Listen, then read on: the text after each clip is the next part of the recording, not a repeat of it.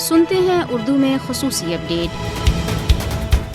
غیر قانونی طور پر بھارت کے زیر قبضہ جموں کشمیر میں پولیس نے ضلع پونچھ کے علاقے میں انڈھر میں 3 افراد کو گرفتار کر لیا ہے، جن سے پوچھ گچھ کی جا رہی ہے۔ یہ امر قابل ذکر ہے کہ علاقے کے بالائی علاقوں میں گزشتہ 7 روز سے وسیع پیمانے پر فوجی آپریشن جاری ہے، جس میں ایئر فورس اور خصوصی کمانڈوز کی خدمات بھی لی جا رہی ہے۔ اس آپریشن کے دوران اب تک 2 صوبیداروں سمیت 9 فوجی ہلاک ہو چکے ہیں۔ بھارتی فوج نے بڑے پیمانے پر قوت اور وسائل کا استعمال کرنے کے باوجود اب تک اس آپریشن کی ناکامی کا اعتراف کر لیا ہے۔ تنیس نے گزشتہ شام سری نگر اور پلوامہ میں نامعلوم مسلح افراد کے ہاتھوں 2 غیر کشمیریوں کی ہلاکت کے بعد بھارتی فورسز نے مقبوضہ علاقے میں بڑے پیمانے پر پکڑ دھکڑ شروع کر دی ہے۔ کل جماعتی حریت کانفرنس نے علاقے کی ابتر صورتحال پر تشویش کا اظہار کیا ہے، جہاں لوگوں کو 10 لاکھ بھارتی فورسز اہلکاروں کے رحم و کرم پر چھوڑ دیا گیا ہے۔ حریت کانفرنس کے نائب چیئرمین غلام احمد گلزار نے ایک بیان میں کہا ہے کہ فسطائی بھارتی حکومت نے فوجیوں کو کسی بھی شخص کو گرفتار، اس پر تشدد اور اس کے خلاف مقدمہ درج کرنے کے پولیس اختیارات سے لیس کر دیا ہے، جو عالمی قانون کی خلاف ورزی ہے۔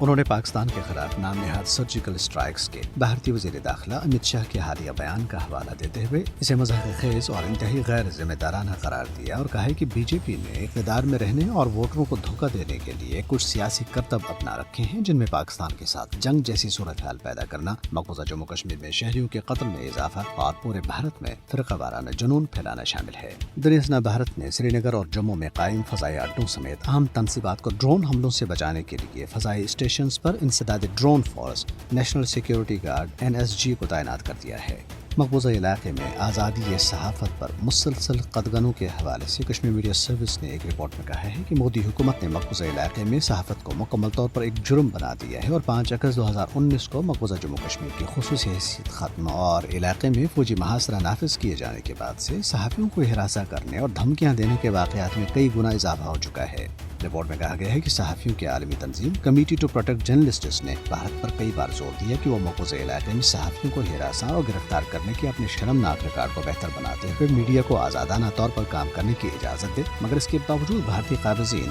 آزادی صحافت کا گلا گھونٹے جا رہے ہیں، جو بین الاقوامی اداروں کے لیے لمحہ فکریہ ہے۔ بھارتی حزب اختلاف کانگریس کی بھارت کے غیر قانونی زیر تسلط جموں کشمیر شاخ نے کہا ہے کہ علاقے میں بے روزگاری کی شرح سب سے زیادہ یعنی 21.6% ریکارڈ کی گئی ہے، جبکہ غذائی قلت کے حوالے سے بھارت کے تازہ ترین اعداد و شمار نے مودی حکومت کی اقتصادی پالیسیوں کی ناکامی کو ظاہر کر دیا ہے۔ جموں کشمیر پردیش کانگریس کمیٹی کے ترجمان رویندر شرما نے جموں میں ایک بیان میں حال ہی میں شائع ہونے والی 2 دستاویزی رپورٹس کا حوالہ دیتے ہوئے کہا ہے کہ یہ بی جے پی کا کشمیر کے تعلیم یافتہ نوجوانوں کے لیے تحفہ ہے۔ انہوں نے افسوس کا اظہار کیا ہے کہ بی جے پی اور اس کی حکومت مختلف محاذوں پر بڑی کامیابیاں حاصل کرنے کے جھوٹے دعوے کرتے پھر رہے ہیں، لیکن ان کے اپنے سرکاری سرویز انہیں غلط اور جھوٹا ثابت کر رہے ہیں۔